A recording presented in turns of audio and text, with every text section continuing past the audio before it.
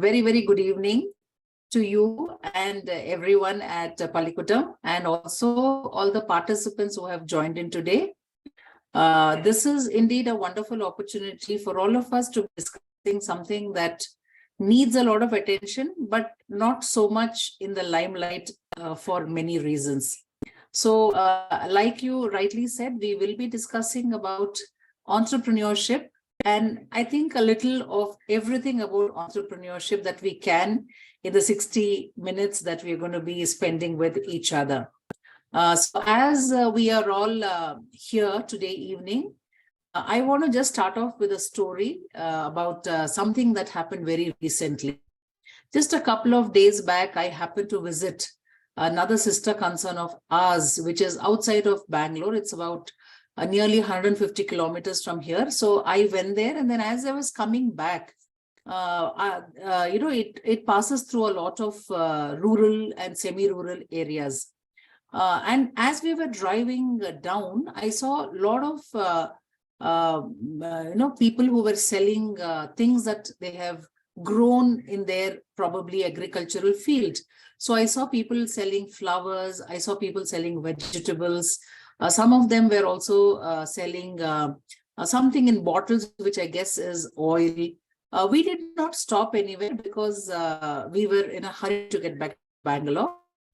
But there was a girl who was standing as we were driving, as we were approaching. I could see a little girl who was standing there selling something in polythene covers. So I asked our driver to just slow down the vehicle to see what she was selling. And it happened to be that she was selling jackfruits, which happens to be one of my favorite fruits. So I just told him to stop because she was a little girl. I don't think she was, older than 5th or 6th grade. So then we stopped over. And, I asked her how much was it. She was selling it in polythene covers, and she said that there are 10 pods of jackfruit, and she was charging 20 rupees per packet.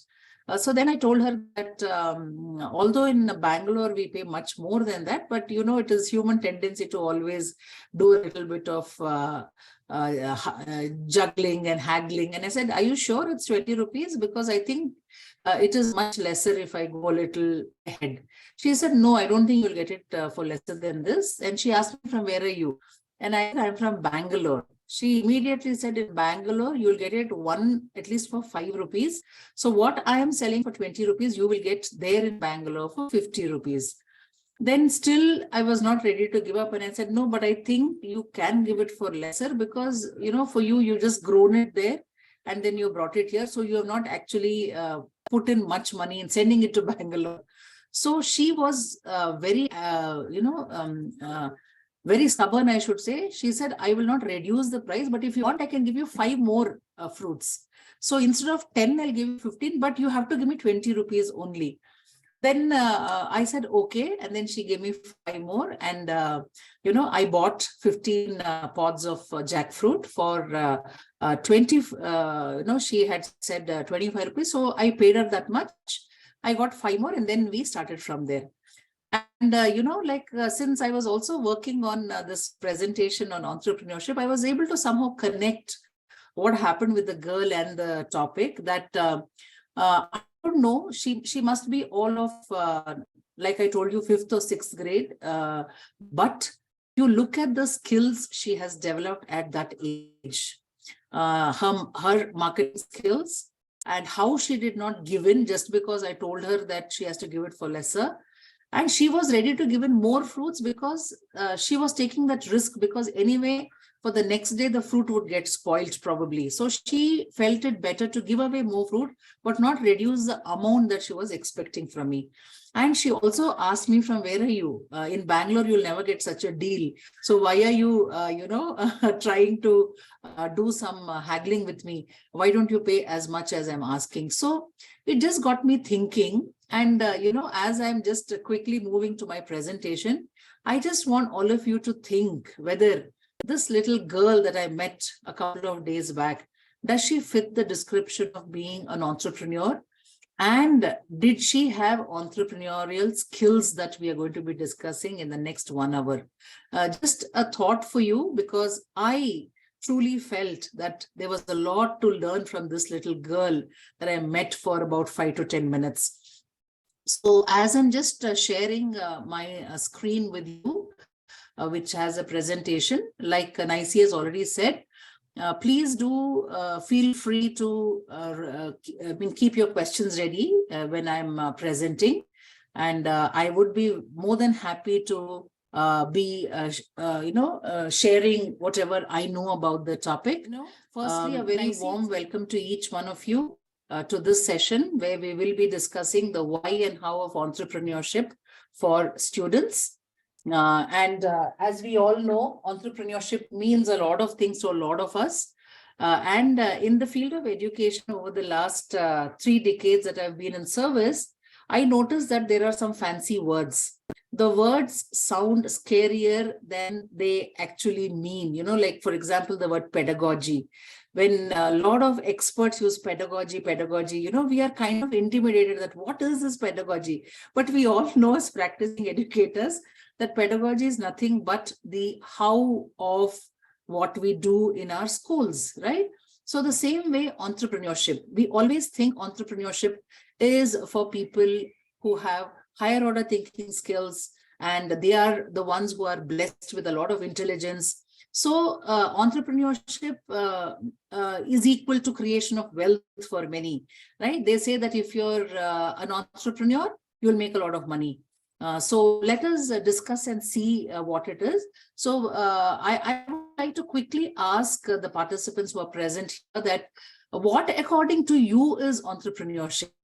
What do you mean by entrepreneurship? And simple, in very simple terms, because entrepreneurship has a very complex definition. But I would like to know that what does it mean to an educator? What does it mean to a lay person? So you can just put in your message, having an idea and selling it. Thank you so much. Own business, innovation, risk-taking, being enterprising. Somebody also says that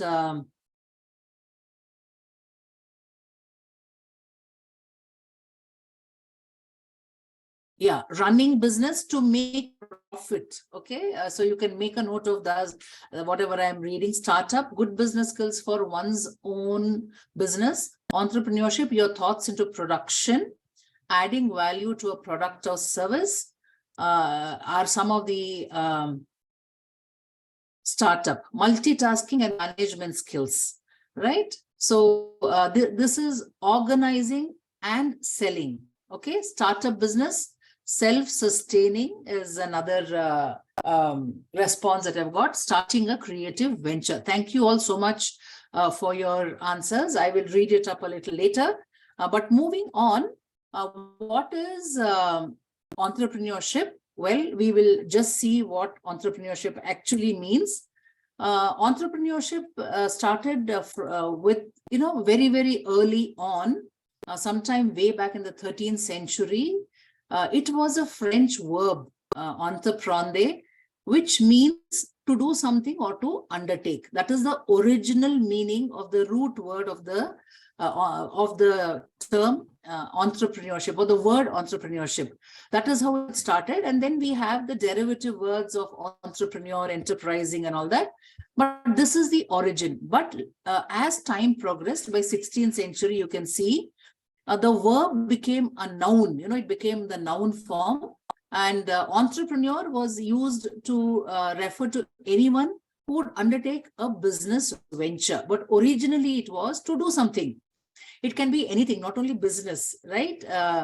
So that is how it started off. And another definition is, they say that entrepreneurship is the ability and readiness to develop, organize, and run a business enterprise along with any of its uncertainties in order to make a profit. So I think one of the participants already mentioned rightly that entrepreneurship has to be connected to profit. That is when a person is recognized as an entrepreneur. If you take up a venture and it constantly runs into losses and you're not able to bring it back or revive it, I don't think it qualifies to be an entrepreneurship venture. So let us have this clear. If you look at the internet, you will find different types of entrepreneurship. I'm not going to go into that because there are many types that are listed. You know, like they have the small business, they have the scalable startups, they have large companies, they have social entrepreneurship.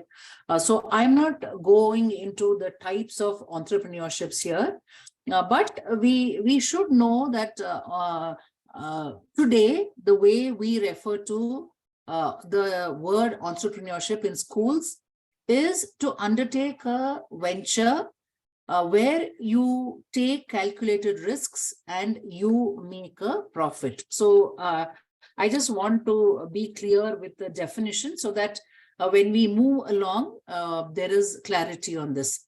Now, as all of you know, CBSE has introduced entrepreneurship as an elective subject in the grades 11 and 12. They can take it up as an elective, like how they take up physics, chemistry, mathematics, business studies, accountancy. They can take up entrepreneurship also, and the subject code is 066. And who can teach entrepreneurship at schools? Any postgraduate in economics or commerce can teach entrepreneurship. So for those schools who have not introduced entrepreneurship in your school as a part of the curriculum, please do think of it. Even we have not introduced as of yet because we are having very initial batches of grade 11 and 12. But this is information that introducing entrepreneurship as a subject is not very difficult because now CBSE has made it very easy.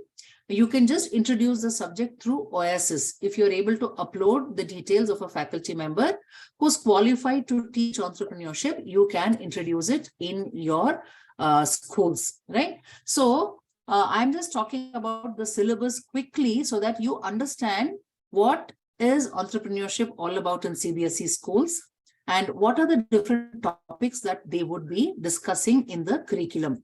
So the syllabus is divided into 7 units, as you can see, and under each unit, you know, like the first unit is entrepreneurship concepts, functions.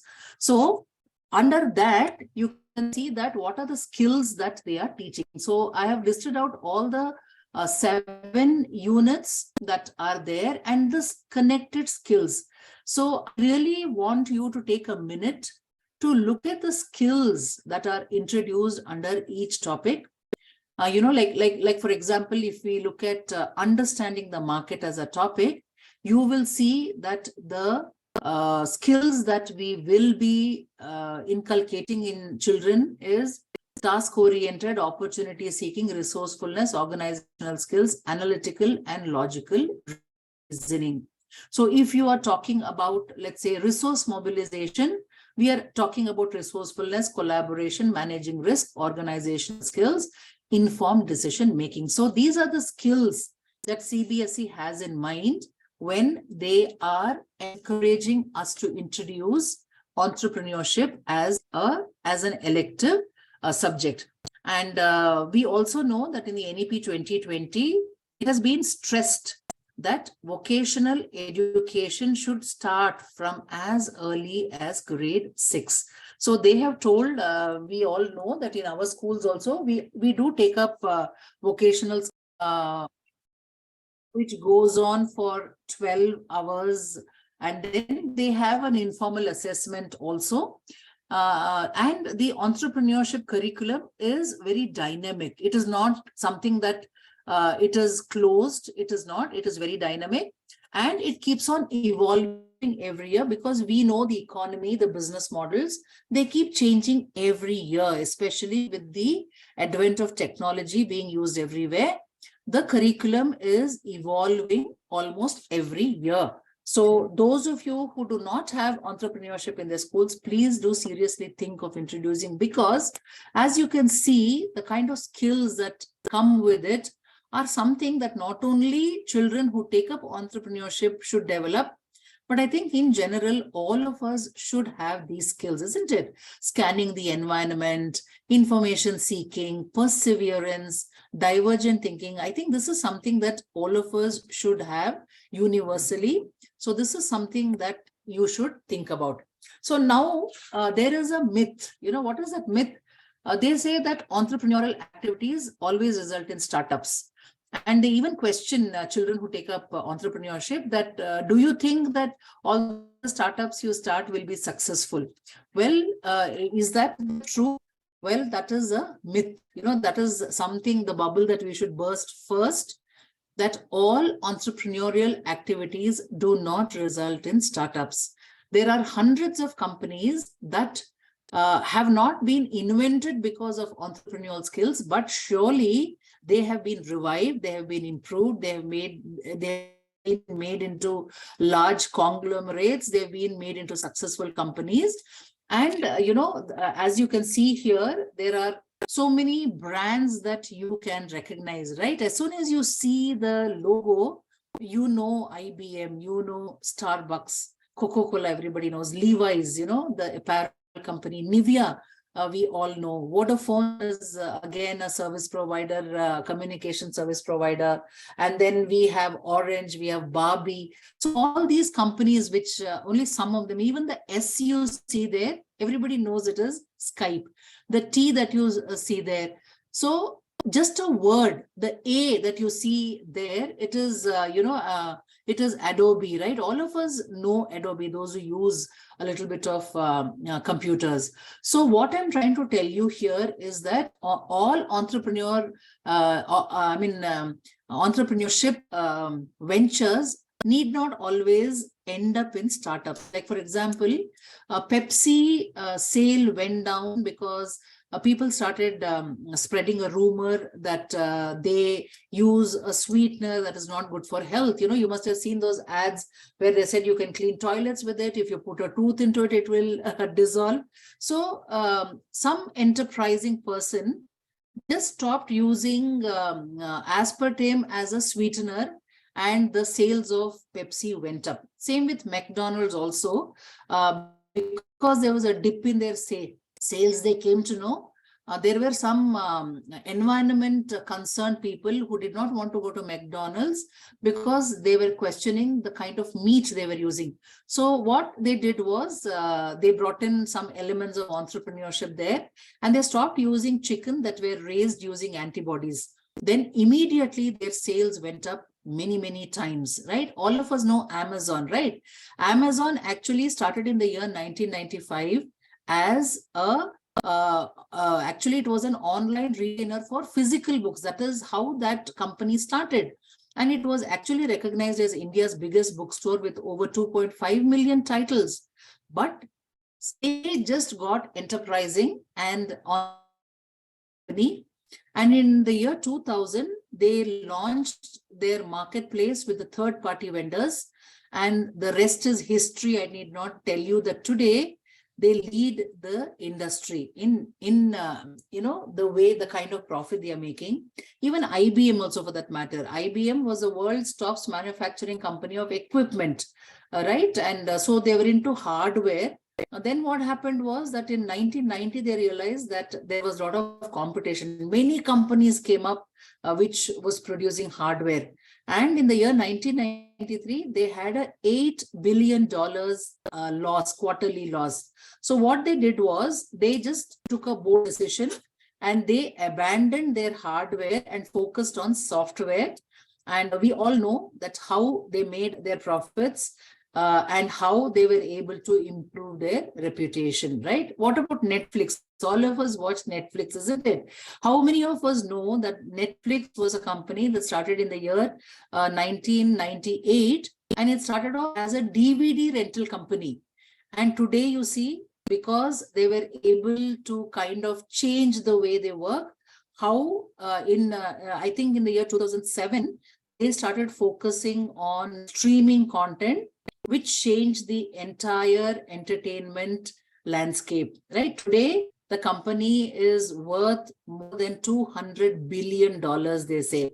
Well, I can tell you so many stories like this, but do read stories of companies, like even in India also, the story of Fab India or the story of Bioline India. 10 by 10, then Shakti Ventures, Starbucks, YouTube. You should see YouTube because YouTube actually started as a dating website.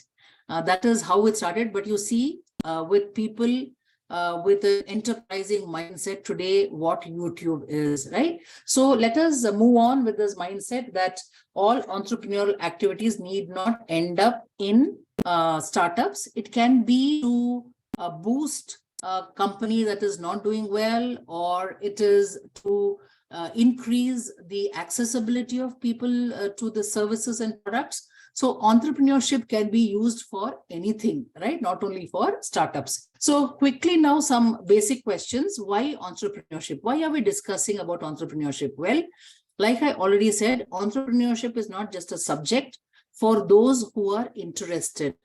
Entrepreneurship is for everybody, right? And which brings me to the next question.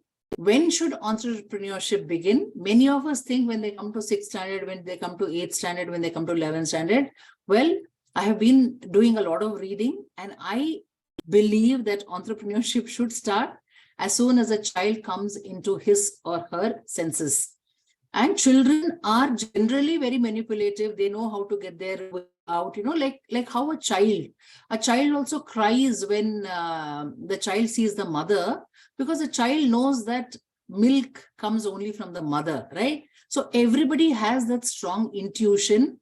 But unfortunately, somewhere along the line, education destroys this intuition by telling children how they have to think, what they have to think, and we make them oriented towards results and exams and marks, right? So entrepreneurship should begin as early as possible. And who should take up entrepreneurship? Like they say, it is not just people who have selected as an elective subject. Everybody in this world requires entrepreneurship skills, be it an artist or a homemaker or a business person, a teacher, an employee of some company, the CEO, or maybe support staff. So everybody needs to be enterprising. So this is not confined to only commerce students who take up entrepreneurship as a subject. And what does it mean to take up entrepreneurship? In the sense, what happens when you take entrepreneurship as a subject or you encourage it in your school? Well, I think you are developing individuals who think big, who are ready to take risks, who are ready to work out of their comfort zone, and are always thinking of how to progress, right? And they use their networks to the best possible ways so that there is something that happens positive. So that is what it means to take up entrepreneurship. And as educators, I think that most of us who are here today are educators.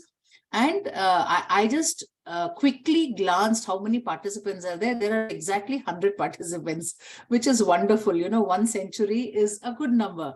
So most of them are, I think, educators. And you will agree with me with this slide that I found, which is, Teach Thought. It is their slide, not mine. And they say that there are 7 things that all students need at all times. It is not only when they are in school or in college or when they are working, but in general, these are the 7 skills. So I think most of us would agree that by and large, if we are able to nurture these 7 skills in students, they are in good stead.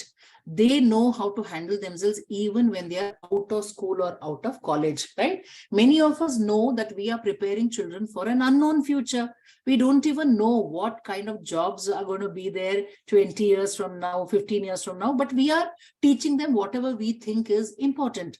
But in the entire curriculum, as educators, we should ensure that these 7 qualities are nurtured in children. What are those? First one is curiosity and imagination. Children should always be encouraged to be curious about things. Why is it like that? Why not like that? Many times we curb children by saying, you keep quiet, don't interrupt me while I'm teaching. But I think this is one quality that it should be encouraged. When I see little children, I see that they just keep asking questions non-stop. Whether you answer them or you don't answer them, you will know that they are so curious. So I think that this is a skill that entrepreneurs need. They should always be curious. Why did this turn out like this? Why did this not happen the way we wanted it? That is why such curious minds only have built empires today. It may be companies like Big Basket that we are using, bookmyshow.com, Ola, Uber, all these companies have been built by curious minds, not minds that were peaceful and said, everything is fine. I don't think we need to change anything in this world, right? And the students always should have initiative to be enterprising. That is what entrepreneurship is all about, that they should take a step and say, there is a problem, let us see how we can solve it, isn't it? And they should be adaptable. Children today are global citizens. Today they are here, tomorrow they're in a different part of the country, they're in a different part of the world. So things are different when they go. If you are not making them agile and adaptable, they will be total failures, irrespective of how good they are at their academic performance. They should be ready to adapt themselves and quickly take up what is there and see what are the opportunities there. And of course, I'm not going to explain critical thinking and problem solving, because this is very critical,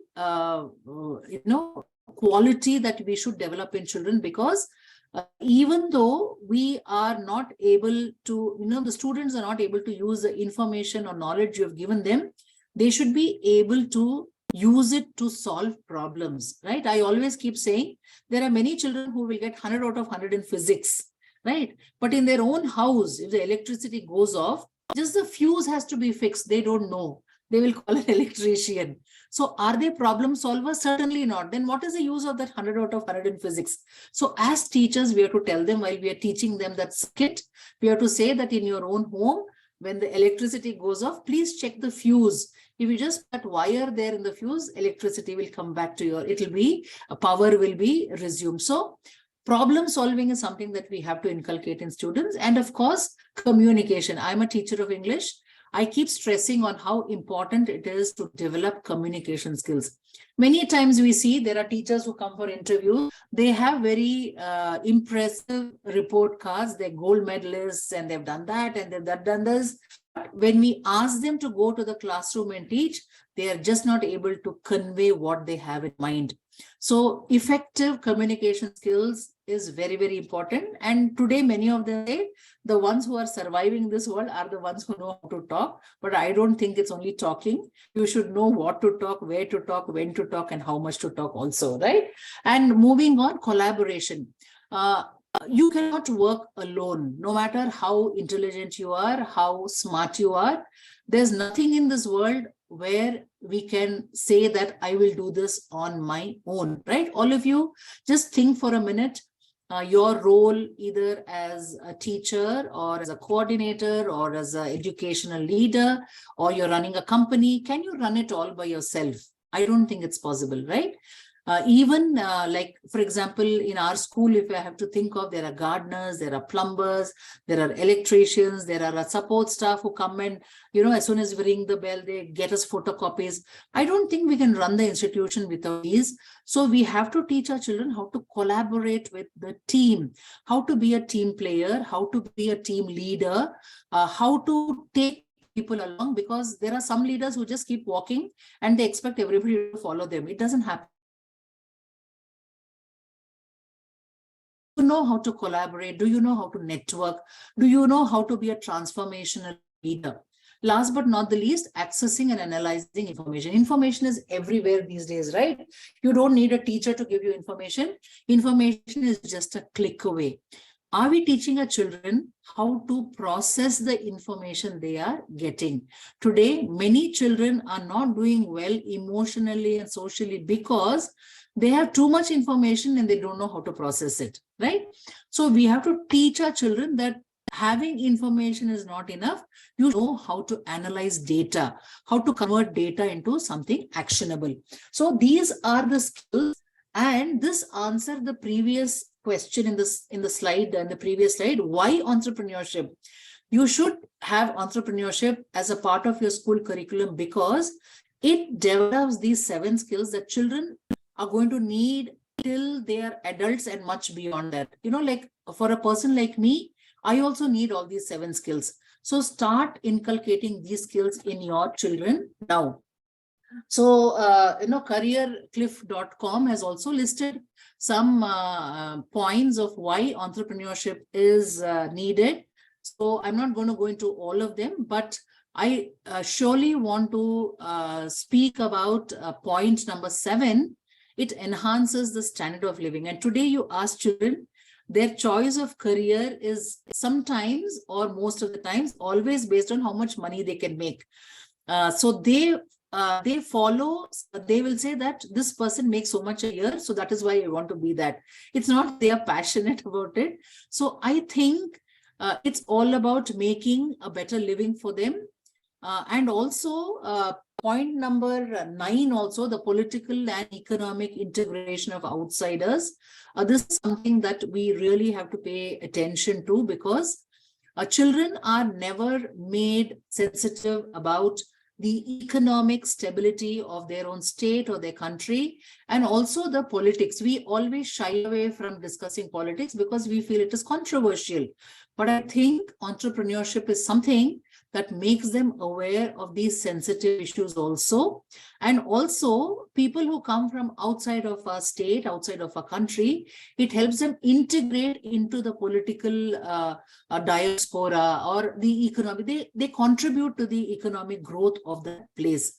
So I think entrepreneurship is something. And of course, point number 3, create more job opportunities. The Prime Minister of our country has always been telling that we have to work towards the unemployment of the youth. The reason why people are leaving our country is because they don't find suitable jobs for their, it may be, educational qualification or their passion. They don't find, so they just leave. So it takes care of not only the individual, but also the social setup of that place, right? And children become problem solvers, and they know how to use their strengths for their individual growth and also contribute to the society. So that is why we have to encourage entrepreneurship amongst children in the schools, right? And there are a few qualities that they develop. These have been called as the 21st century skills, like creativity, communication, and collaboration. They've already been listed as the 21st century skills, but it also develops empathy in children. When they become entrepreneurs, they think about others, that what is the problem that they go through, right? We came to know recently that there was a child who has developed a program for people who are visually challenged. She has made a program where it is a small device that they wear around their neck, and they can use it while go places. Just about some 6 feet before they hit a solid block, it starts beeping. So the person just stops there, right? So why did this girl develop? She was not visually challenged, but she saw a close friend of hers who was visually challenged, and she felt empathetic that my friend is so challenged, she cannot go to places because nobody is there to guide her. She may get hurt.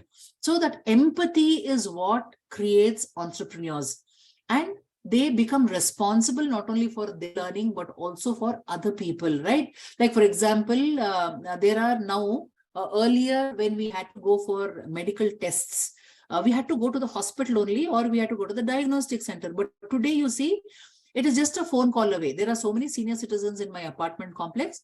They just have to book, a complete checkup. People will come to their house. They'll collect samples. They will come after 1.5 hours again to collect the postprandial samples. And by evening, they will come and give them the result. How did this happen? Because somebody felt responsible for this senior citizens and the challenges that they face. And of course, they contribute, right? When business improves, it obviously contributes to the growth of the community also. And we create happy people, right? When they are able to use their idea towards success, and they can build their own, it need not always be a company. During the pandemic, we all know that there were so many people who turned into bakers. They used to do it well, but they turned it into a small-time business, And today they don't want to do anything else but do baking. There are so many home cooks. Did we ever imagine that exercising would be online, right? There are so many personal trainers who are conducting gym classes online, yoga classes are happening online, painting classes are happening online, music classes are happening online. So these are all entrepreneurship ventures. It may not be big, it may not be like IBM or Netflix, but the people who are running it are practicing entrepreneurship because they had an idea and they've taken it to such an extent where they are able to keep themselves occupied, they are earning their livelihood, and most important of all, they are happy, right? So they say that entrepreneurship has 3 steps. First is to brainstorm ideas. You have a lot of ideas, you screen them, you decide on one of the ideas, and then after that you start keeping all your resources ready. To do this venture, what do I need? Do I need people with digital skills? Do I need a small place? Do I need a typewriter? Do I need a manufacturing unit? So they keep their resources ready and they actually go on to developing their new venture.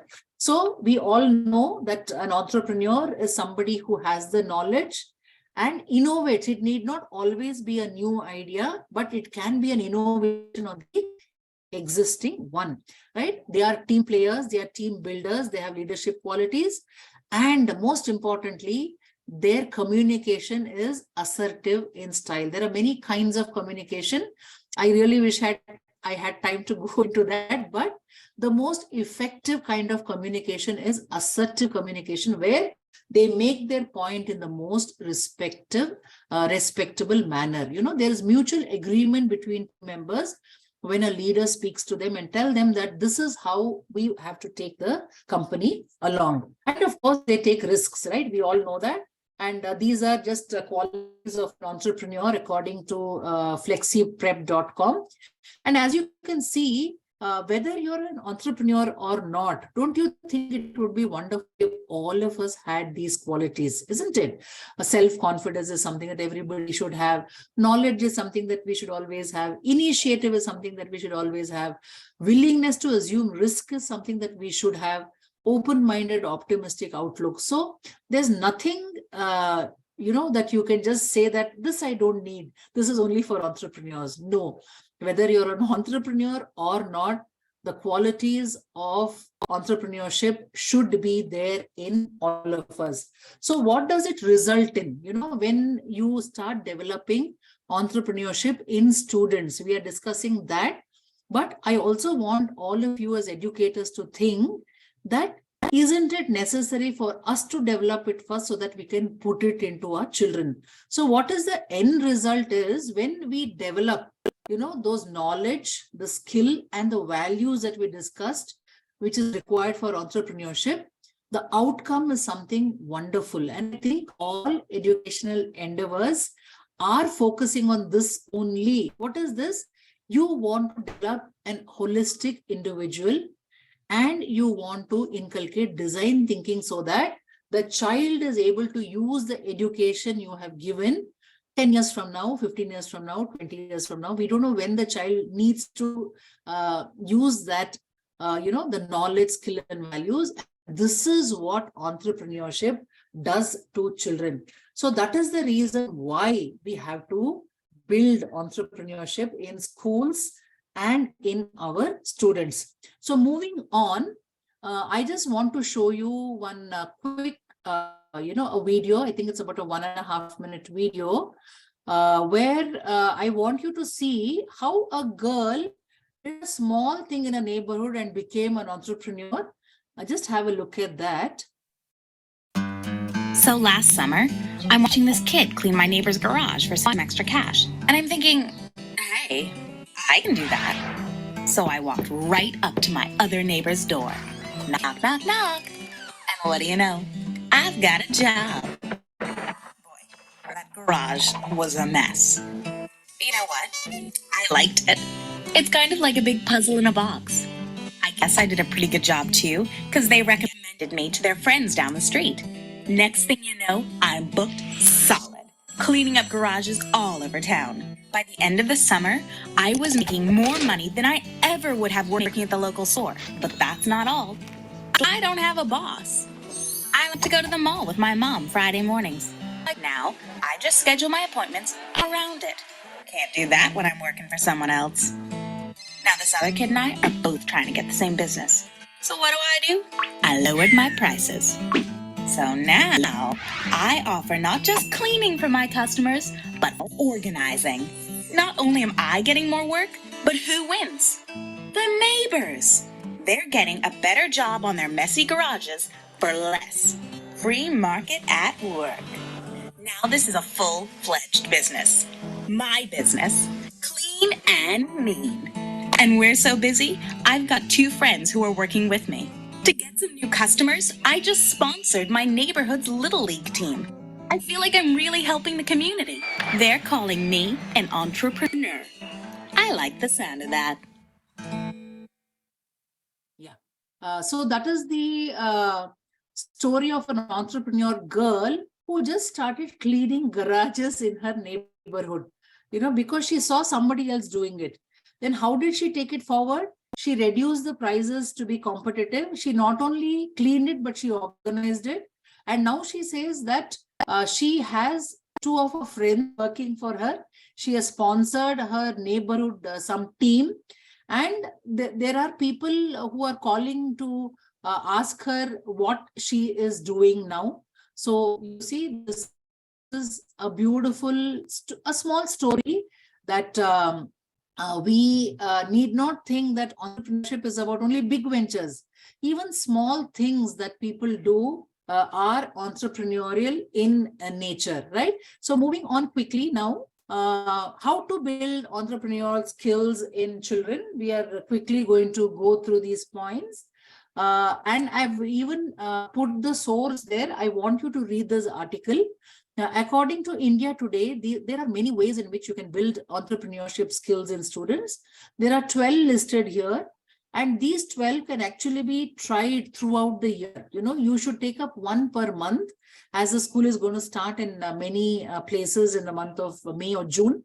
I think you should take up one's method every month and do it in all earnest and see what the result is at the end of the year. So they say the first one is the case study, where you actually take a case. Like, for example, I discussed Netflix with you, I discussed IBM with you, I discussed YouTube with you. So you can take it as a case study, discuss it with your children, and ask them, which company do you think you can innovate? They know a lot of companies more than us. So you can ask them which are the companies you would like to innovate on.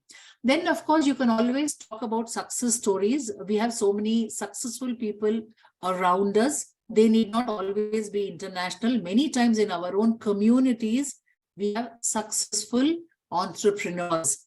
So we can discuss about them. You can actually bring them to your school and you can ask them how they became successful, so that children are motivated. And of course, idea generation contest is something that you can very well do in all your schools, where you ask the children, do you have a solution to the problem you are facing, your parents are facing, your school is facing, your grandparents are facing, your little sister is facing? Is there a solution that you have?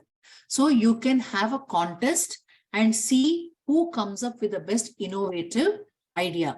And of course, the business plan method, there are many schools that allow children to do small business ventures, right? I want to quickly quote one example. Some 4 or 5 years ago, there was, we have a school cafeteria, and it so happened that one of the parents came to complain that there is a particular child in your school, 7th grader, who is actually demanding money from my child. We just got a little curious at what is happening in our school and what is this money business going on.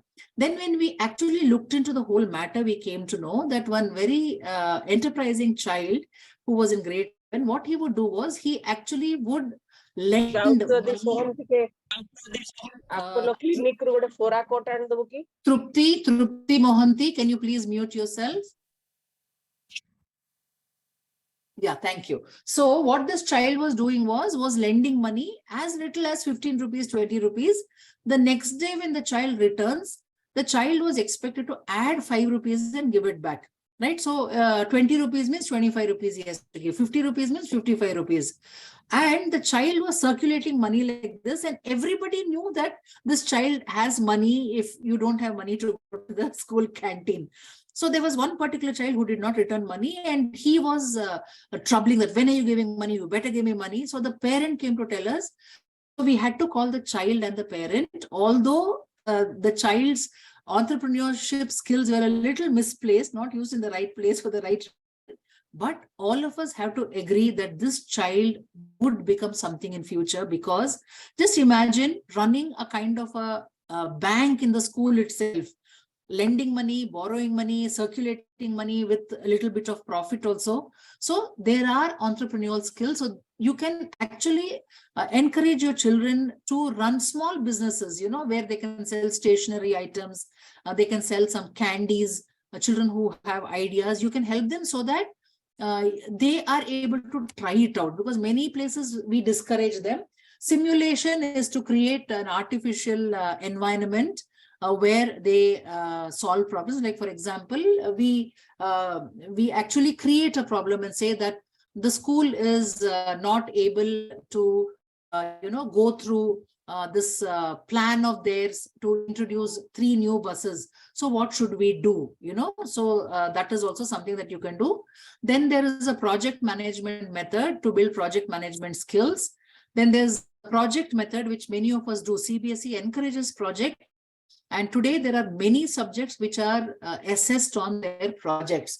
So you can encourage them so that they develop designing skills. And then marketing is an important part of entrepreneurship, because whatever they are doing, they should be able to sell it. Sell it means not literally sell it. Even ideas have to be sold, isn't it? When we run an organization or we are introducing a new service or a product, we have to sell that idea. So marketing using digital tools is something that our children should be trained upon. And it's important for every venture, for every task, to be backed by a strong mission, vision, goal, and objectives. So the children should be asked, why do you want to do this? What is the goal of this? What is the outcome of this? So that can be discussed. IT, building IT skills is very, very important, because all our children are digital natives, and in future they will be doing almost all their work through digital tools. So we have to train them. We also have to train ourselves as educators. Communication, like I told, most important, because there are many companies that have failed only because they were not able to communicate what they had in mind. So communication is a very critical skill. And of course, managerial games. There are many games that you can play to build their leadership skills. So the source is this, India Today in Education Today. It is tips for teachers to build entrepreneurial skills in students. So please do look it up, read the entire article. I have just shared points with you. And NEP also focuses upon how schools should develop skills in them so that they are future ready. Whatever you're doing, don't think of exam at the end of the year, but think, will the child need these skills in the future? If they don't need it, don't waste time on that. Okay. So always think entrepreneurship is equal to future. We are not talking about past when we are talking about entrepreneurship. So you have to see that whatever you're doing, is it actionable, is it accessible, and is it auditable, right? That is what even learning outcomes are according to NEP. They say that your learning outcome should be SMART, right? That is an acronym where, S stands for specific, M stands for measurable, A stands for attainable, R stands for whether you are able to, SMAR, whether it is, you are able to actually measure it. And again, T stands for time, whether you're able to focus and complete it in the time given. So you have to be smart while you are doing things.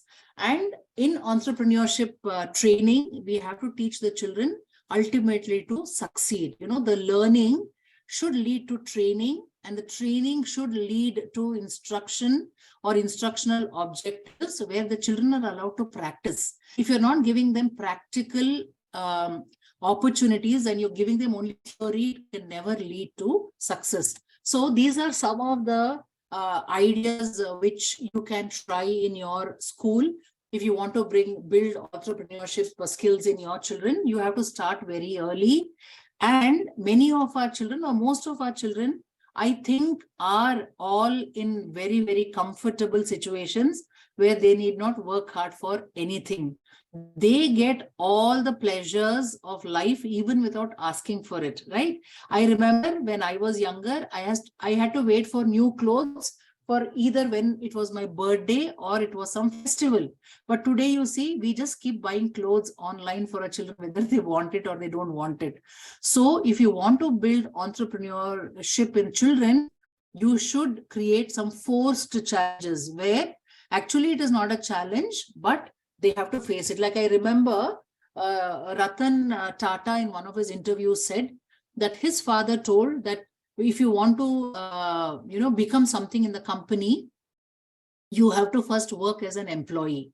There's no need for his father to say that because the father owned the company, but he said, no, you have to move up the ladder with your hard work. So you please start as an ordinary employee. So these are the forced challenges I'm saying where you have to make the child responsible for his or her, whatever they are getting as a privilege, right? And we have to teach them the fundamentals about entrepreneurship. If we speak entrepreneurship with fancy terms, children will not get it. You have to teach them very simple things like, can we solve this problem? There is a problem in the community. How can we solve it? Like, for example, near our school, there is always garbage dumped, a public come and dump it. That is an opportunity for us to involve children and say, how do we solve this problem? Who do we approach? Is there an innovative way of solving this problem, right? And many times, not sometimes, many times in entrepreneurship, if you read the stories of entrepreneurs, they have faced failures, but they did not give up. We have to teach children how to celebrate failures. We only congratulate people who do well in exams. We give them gifts. We take them out for a treat. Have we ever taken a child when the child has failed? No, the child always gets scoldings, right? I think that has to change drastically where we celebrate failure also and say that you put in effort, right? But you did not get the success. It's okay. I think it'll happen next time. Come on, let's go for an ice cream. Teach the children how to celebrate failures. Like I already told, you connect the children with the problems of the surrounding community, not the problems of the world. They have, now as children, connect them with problems around them. There are problems in the classroom also. In the classroom, in the school, in the area where a school is, connect them with problem. And entrepreneurship should be promoted culturally. It should become the ecosystem of a school. It should be something that all of us practice.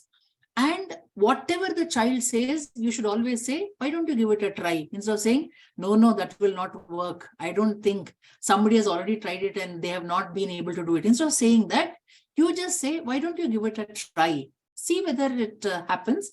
Let the child also try it out and fail. Many times as adults, we say, why should the child do the same mistake that we have made? Well, that is our mistake, not the child's mistake.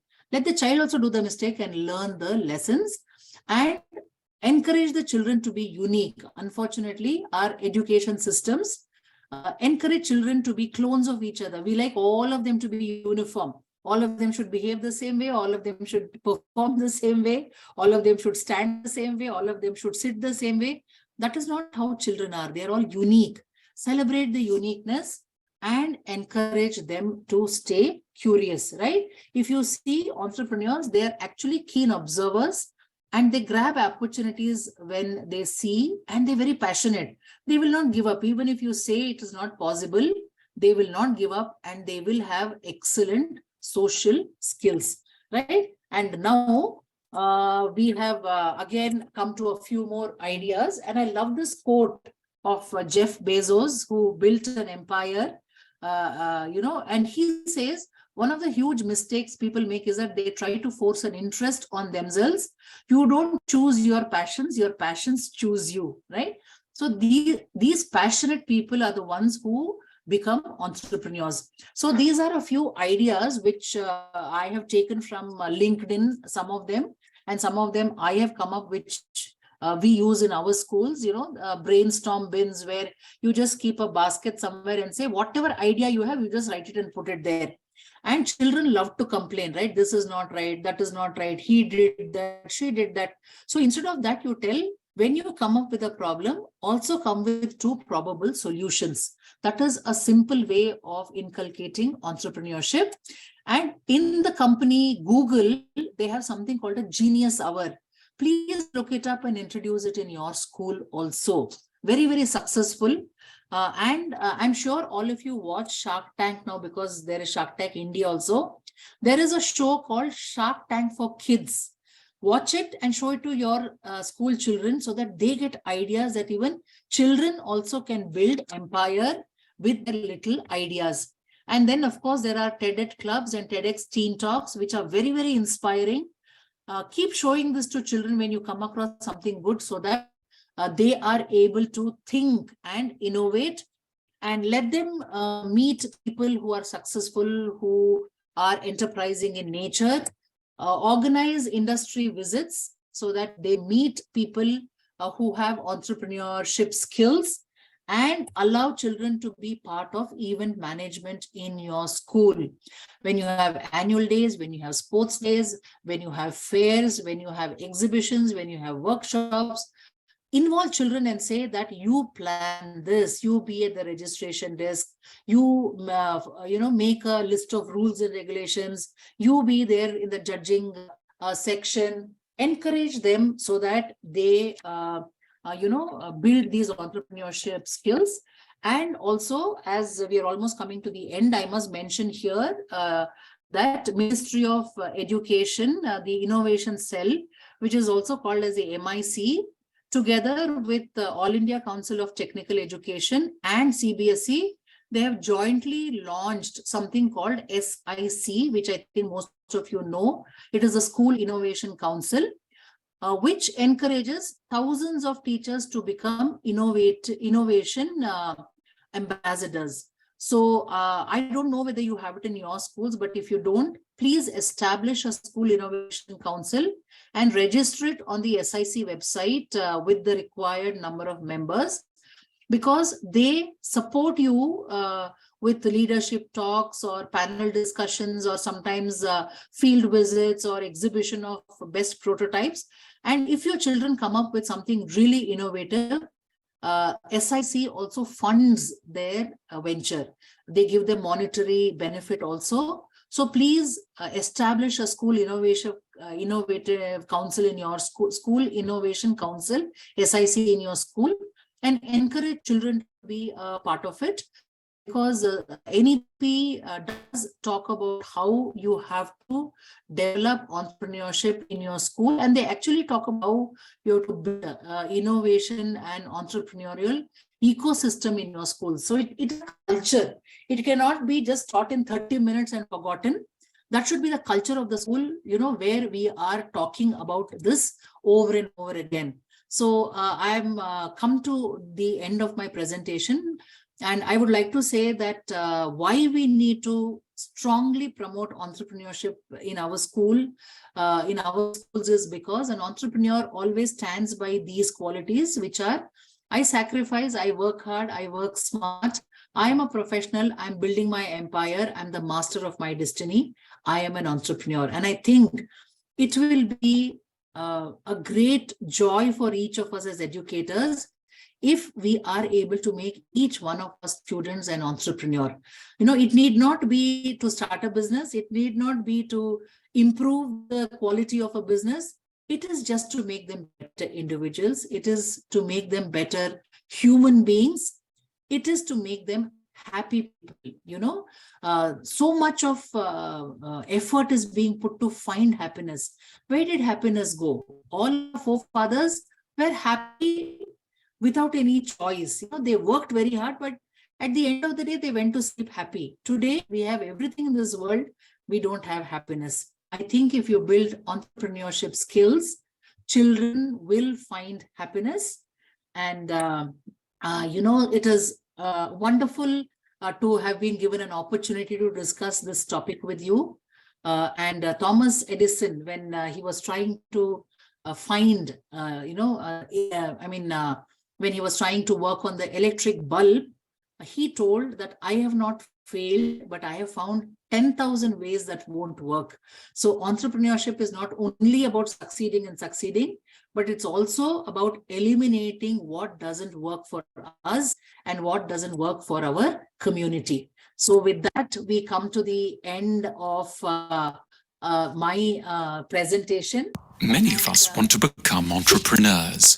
Starting your own business is one of the biggest dreams of our times. But how do you get to be an entrepreneur? Most of the advice focuses on the practicalities, writing a business plan, raising money, finding staff, marketing and PR. We'll go down a different route. In our eyes, at the heart of successful entrepreneurship lies something oddly more abstract, an accurate insight into the causes of human unhappiness. To be an entrepreneur means essentially to become an expert in the things that make life difficult for people. That's because every properly ambitious business is in some way trying to fix things for other people. And the bigger and more original what you're trying to fix happens to be, the more successful your business can be. Because consumer society is now well developed, it may be easy to think that all the big problems out there already have thousands of fixes anyway. Think of all those car companies or pizza outlets or news websites. We surely have enough of everything. What could we possibly add to what's already out there? But to get a sense of the vast opportunities that still remain in capitalism, all you need to do is ask yourself where and in what areas you're unhappy in the course of an average day. Every unhappiness is really a new business waiting to be born. Your frustrations are a nearly inexhaustible source of raw materials out of which the businesses of the future can be built. So while there may already be plenty of breakfast cereals and t-shirts and cell phones and cab rides for sale, there's so much more that frustrates and depresses us. Think of how difficult it is to get on with one's partner, educate children, cope with anxiety, discover what you want to do with your life, find a nice place to live, calm down in the evening. One could go on and on. Our griefs and irritations are endless, thankfully for the budding entrepreneurs. The biggest first step to take towards entrepreneurship is therefore to learn to study your own unhappiness and what might possibly heal it for you and others. When profits decline in businesses, it's really the result of too many people throwing themselves at trying to fix the same area because they can't think of anything more innovative to do, rather than start a new airline, mobile phone company or supermarket chain. And by contrast, healthy profits are a reward for understanding and mastering the area of human distress ahead of anyone else. Of course, ideas aren't enough on their own. You need to take care of practicalities and money, but they won't help you if your original psychological insight into human unhappiness isn't sound. And by the same token, if your insight into what makes people unhappy is razor sharp, and your solutions bold, then however difficult the journey, your business will stand a high chance of making money and benefiting humanity too. So with that, we come to the end of our discussion of today of, everything that we wanted to discuss about entrepreneurship in students. So let us end with this note that unhappiness is not always equal to being unsuccessful. If one explores their own unhappiness, they can develop entrepreneurship in themselves and the children. So we have to be agents of change. As educators, let us start by becoming entrepreneurs ourselves, and we always encourage our children to be innovative. I would like to.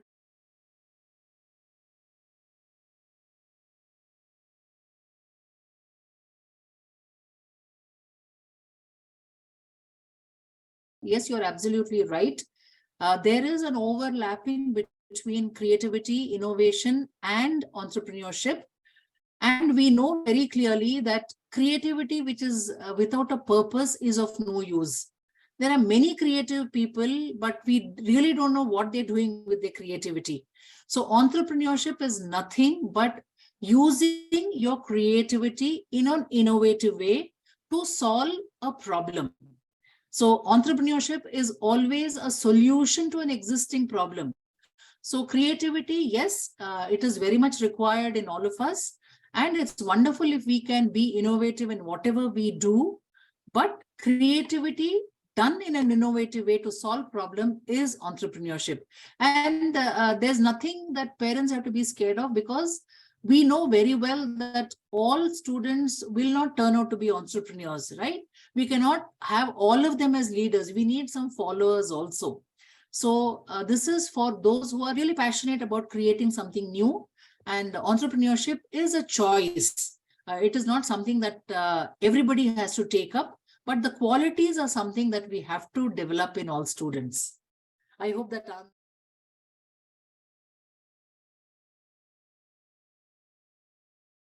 Absolutely, that is a very relevant observation made, that yes, entrepreneurship cannot be taught in a classroom for 30 or 40 minutes at a certain age. To be entrepreneurial, it has to be integrated into all the subjects. Like how we have art integration. I think entrepreneurship also can be embedded into all the subjects that we teach, so that children also get to know how the subjects they are learning is going to be useful in their real life. Many times children lose interest in subjects because they really don't know where they're going to use it in their future life or real life. So I think it is a wonderful observation that it is a good idea to integrate entrepreneurship in all the subjects we teach.